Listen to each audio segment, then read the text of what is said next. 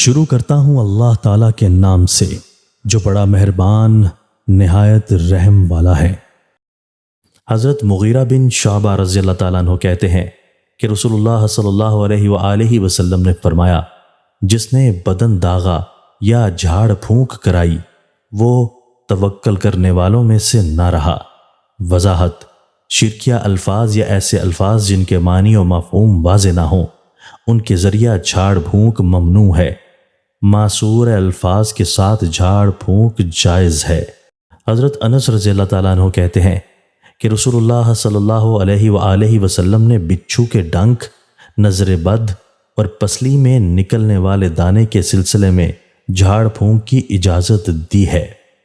حضرت ابو خزامہ اپنے والد سے روایت کرتے ہیں، وہ کہتے ہیں کہ میں نے رسول اللہ صلی اللہ علیہ وآلہ وسلم سے پوچھا، اللہ کے رسول، جس دم سے ہم جھاڑ پھونک کرتے ہیں، جس دوا سے علاج کرتے ہیں اور جن بچاؤ کی چیزوں سے ہم اپنا بچاؤ کرتے ہیں ان کے بارے میں آپ کا کیا خیال ہے؟ کیا یہ اللہ کی تقدیر میں کچھ تبدیلی کرتی ہے؟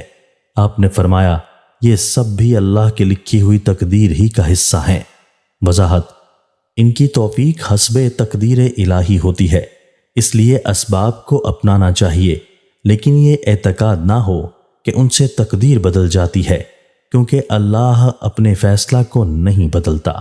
حضرت عبداللہ بن عباس رضی اللہ تعالیٰ عنہ کہتے ہیں کہ رسول اللہ صلی اللہ علیہ وآلہ وسلم نے فرمایا، جس چیز سے تم علاج کرتے ہو ان میں سب سے بہتر منہ کے ایک کنارہ سے ڈالی جانے والی دوا، ناک میں ڈالنے کی دوا، پچنا اور دست آور دوا ہے، اور تمہارا اپنی آنکھوں میں لگانے کا سب سے بہتر سرما اسمد ہے، اس لیے کہ وہ بینائی نظر کو بڑھاتا ہے اور بال اگاتا ہے۔